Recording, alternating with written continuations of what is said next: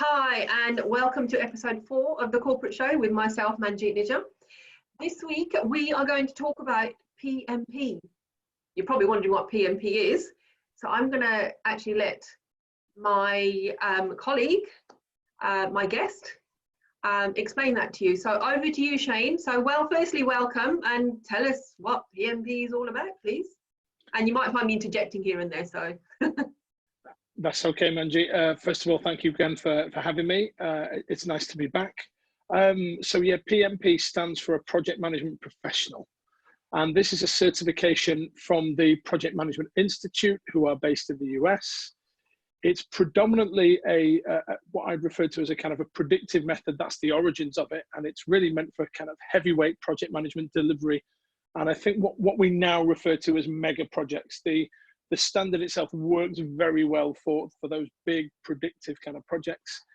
Now, obviously, over time, then what the Project Management Institute have started to do is try and make that more relevant to the evolving world that we're working in.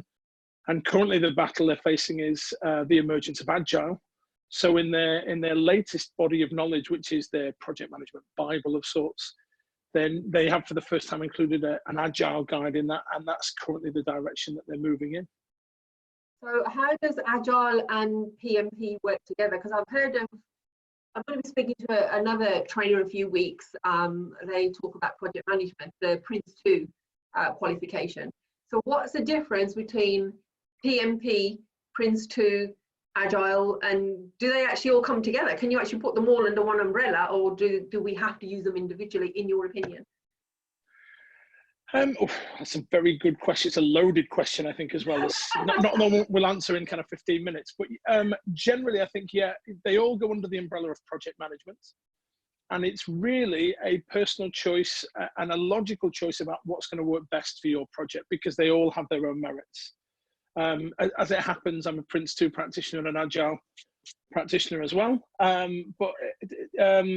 I think if you look at what the Project Management Professional certification offers, particularly, it's, for me, the difference between those is in the way that you attain the certification, because unlike the others then, you don't have to be experienced to become a Prince 2 practitioner, and you don't have to be an experienced project manager to become an Agile practitioner, so they're very open to everybody. PMP is a little bit more, and I'm not a big fan of this word, so excuse me, but a little more exclusive in a sense of the way that they want people to come on board. They're selective about that process, because in order to become a project management professional, you need to have, first of all, you have to pass an exam, which is a 4-hour, 200 multiple choice exam, which everybody loves. It's always good fun. Oh, I can imagine that going down like a lead balloon. We like to introduce that on day one very early to get that out of the way, so everybody is kind of accustomed to that.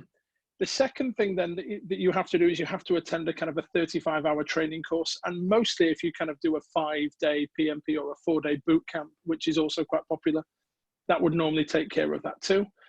The third part is the interesting one for me. The third thing that really separates this out is that in order to become a project management professional, you have to have experience as a project manager in running projects. Okay. So that is different then. That is definitely different. Because from what I've seen in my experience, I mean, you know, I'm service management all the way, with project management thrown into it and a mixed bag. But from what I've seen from a project management perspective is that you can literally just go in with no experience whatsoever, just to learn the theory. Not saying there's anything wrong with that at all, because there's nothing wrong with going on a course of any description to figure out what the theory is all about. But to take it that one little bit step further is where the PMP then comes into it. Would I be right in kind of like in saying that?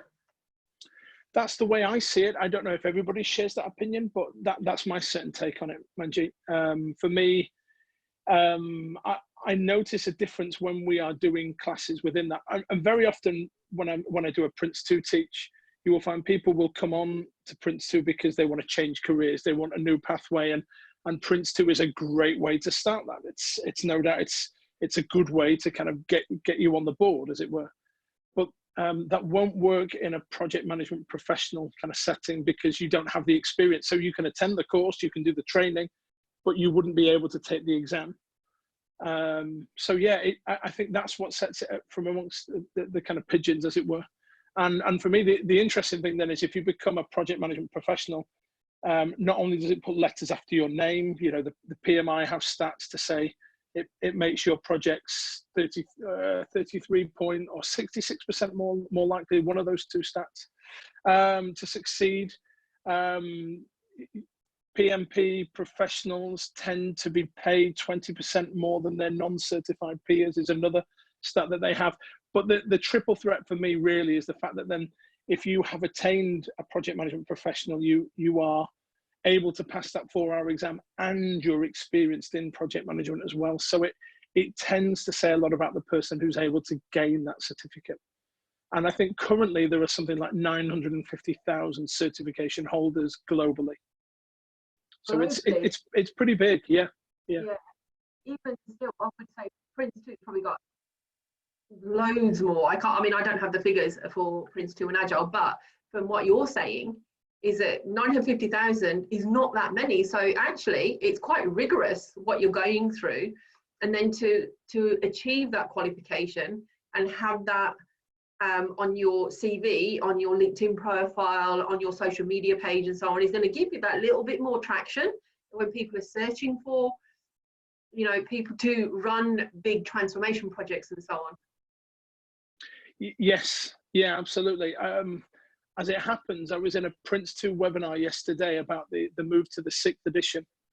And they mentioned actually during that there's currently 2 million Prince 2 certification holders. So kind of Prince 2 has a little bit more ground in terms of kind of coverage, I guess, but project management professional for me is a little bit more exclusive. You know, the one other thing I tend to see, which is a kind of a pattern that we could kind of chat about too, is that generally I think if your company has some kind of links to the US, the project management professional tends to be a little bit more desirable from that point of view. Whereas Prince 2, then I think undoubtedly in the UK is the most dominant project management method. And if there's still kind of links to Europe, we tend to see organizations following Prince 2 from that point of view. So those are the kind of general things that I've noticed, you know, over the years, really, yeah. And this one question, which I will never tire of asking, and everybody who comes on and talks about their subject matter, which they're an expert in, will get the same question. So be prepared, anybody who's willing to come and talk to me, is how do you see PMP, service management, service delivery fitting together? That's a very good question too.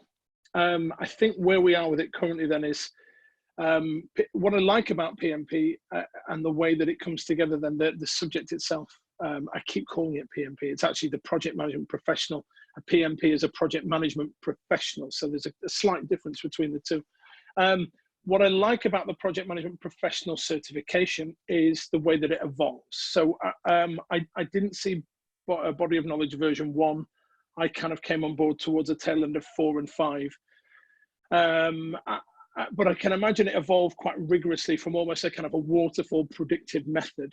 And now the move going forward now, the move towards service delivery, having done the ITIL 4 Foundation course now, I can see how that they are looking to make it more kind of service-based. And they're looking, as we've kind of talked about before, Manji, they're looking to push more this idea of the soft skills. And it's interesting because in the latest body of knowledge, version 6, they have really tried to ramp up this idea of project managers have to work on their ability to interface with people. And they're looking to push a lot more around the soft skills. The examination questions, what the feedback we're getting from delegates tends to focus now more on these questions about soft skills and rounding yourself off as a project manager from that point of view. So that's, I guess, currently I would see where the two are providing a nice kind of interface for one another. Yeah, I agree with you that the soft skills are becoming more and more important for other sectors. Let's say project management specifically, program management specifically, to be working with the service delivery teams, service management teams and so on to bring us in at an earlier stage. So that's really, really important. But it's also, I think, a two-way street in the sense that myself from a project delivery, service management perspective is to understand your world and the methodologies and so on that I'm using on a day-to-day basis. And then for you to understand my world and the methodologies that I'm actually using. I actually think there's a lot of synergies between the two. It's just that traditionally it's been projects, service management, service delivery over here. What we need to do is to bring them together. And that's why I like, you know, having these conversations that we're having now and to share them with everybody, is to actually, there isn't this and there isn't that, it's this. It's bringing the two together, because one without the other is no good. Would you agree? I couldn't agree more. Yeah. In actual fact, that just kind of sparked something in me, because I know you're a big advocate of the CI within the current version of Ep4. And I'm just thinking kind of along those lines. Advocate. I just, continual improvement generally for me is huge, absolutely huge. If you're not continually improving or continual improvement within your organization, with you as an individual, with your methodologies and so on, then you're kind of going to get left on the back burner. So, you know. Yeah, and I think the PMI have picked up on that as well within their certification. They're really advocating now the use of lessons. And you talk about that kind of point about how project managers used to be brought in at a particular stage of the project, almost at the point of execution when the planning is done. Now let's bring in a PM. So they become a kind of a hired gun. But once the project finishes, obviously the lessons disappear with them. And the learning is lost. The lessons evaporate. You know, you are paying for somebody else to get the benefit of the lessons that PM has experienced. So the PMI are really looking to advocate now that they've introduced a new process in the body of knowledge 6 called Managed Project Knowledge, which is an actual attempt to try and make sure that people are learning from lessons and are invoking that continuous improvement, the continual improvement stuff. So yeah, it's there's a lot of kind of crossovers and parallels with it. And we talked about this before previously, how ITIL has kind of opened up doorways now for DevOps and for Lean. And the PMI always doff their cap to that in their quality kind of knowledge area as well. They're big advocates of Lean and Six Sigma, or Lean and total quality management, all of those kind of really good concepts. So there's a lot of points at which they would kind of complement each other, I think. Yeah, because ITIL is no longer talking purely around the delivery of the service. Okay, it's not just a set of processes. There's practices, there's all sorts, there's practices, there's policies have always been there, but now the policies are slightly different. There's the whole service value stream, the service value chain, the service value system. There's a lot more in there now, where you're talking agile, you're talking Lean Six Sigma, you are talking all sorts of things. You're talking Prince 2, you're talking, you know, projects. It's grown so much. Ep4 has grown so much from where it was in version 3. Ep4 is drastically different. That's something I'm going to be discussing at a later date, so I can fill people in on what service management and what ITIL specifically is all about. So your comments about, you know, the two, like doing this these days, absolutely 100%. So I'm going to finish off there. However, if, and I'm sure plenty of people do want to get in contact with you to find out more about PMP, what route they should take and so on and so forth, how can they get in contact with you? Yeah, so probably the best avenue is via LinkedIn. I'm on there, Shane Nitsdale. There's very few of me. It's one of the nice things about having such a kind of distinctive surname. So yeah, I'm available there. It's not just training that I offer. I also do consultation in terms of kind of project management assistance, implementation of standards, writing templates, those kind of things, looking to get a foothold into that. I can set all of that stuff up too. So yeah, that's probably the best place to find me, Manjeet. That's a useful person to know then. I'll have to remember that. So thank you very much everybody for watching. Remember to like, subscribe and hit the bell button to find out what's coming up in the coming weeks. So I will see you all then. Take care and thanks again. Done.